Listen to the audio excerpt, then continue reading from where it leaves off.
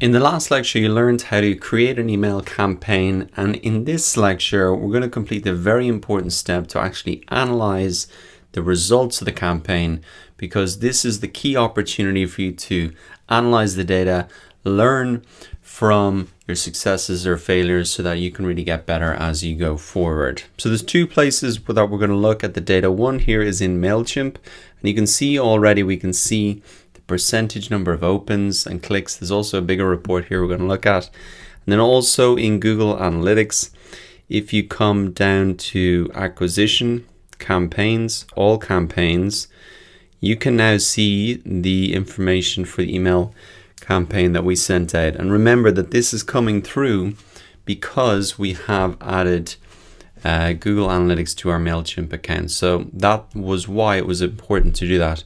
So we can really see the number of people that came to the website from that email campaign, and also the number of people then who eventually signed up. But let's go back and start with MailChimp.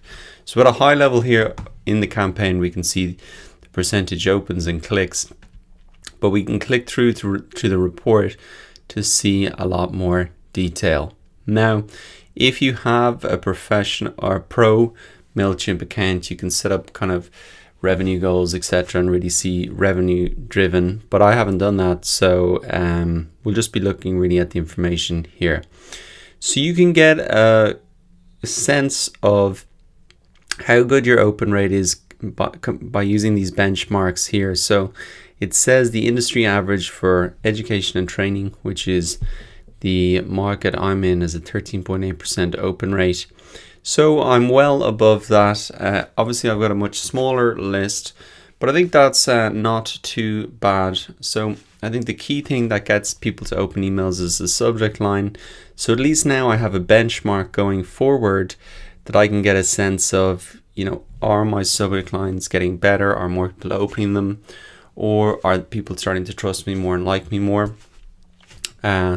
Or is that something I need to work on? Now we've got the click rate then. So that was actually the call to action, 5.6% versus 1.5% for an industry average. So that's probably a little lower than I would have liked.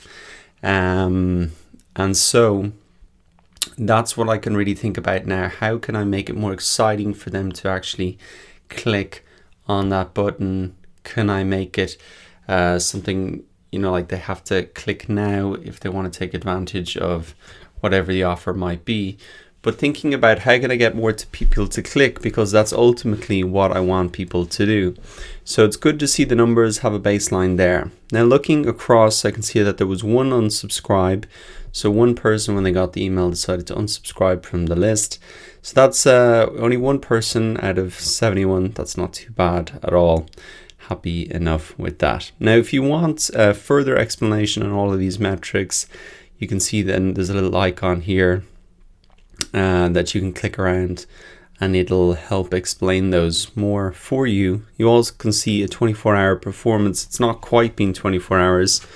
It's been about 12 hours since I sent out the email. So I would expect these numbers to bump up a little bit over the next few days, because not everybody opens the email on the minute it goes out. They can come back to it later. But interesting to see that about an hour after I sent the email, there was a spike. So maybe next time I will push my email campaigns to be in 1 hour later, and perhaps then that is a better time where I would get more opens. So there's some great information here in this report alone that can help you improve your next email campaign, for the subject lines, getting people to click that call to action, the time that you send it out, etc.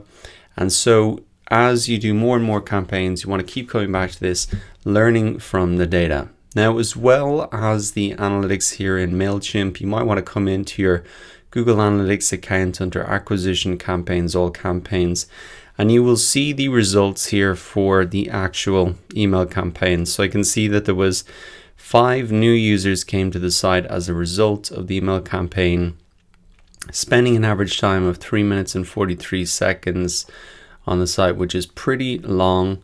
And then actually 2 people ended up signing up for the email list. So that was the main thing that I wanted people to do. So you can see that all the way from that number all the way back to the full list of the email subscribers. It's a pretty small percentage, but essentially that is kind of the baseline that we're working with right now. And remember that there are a lot of steps in the process to get people to that point.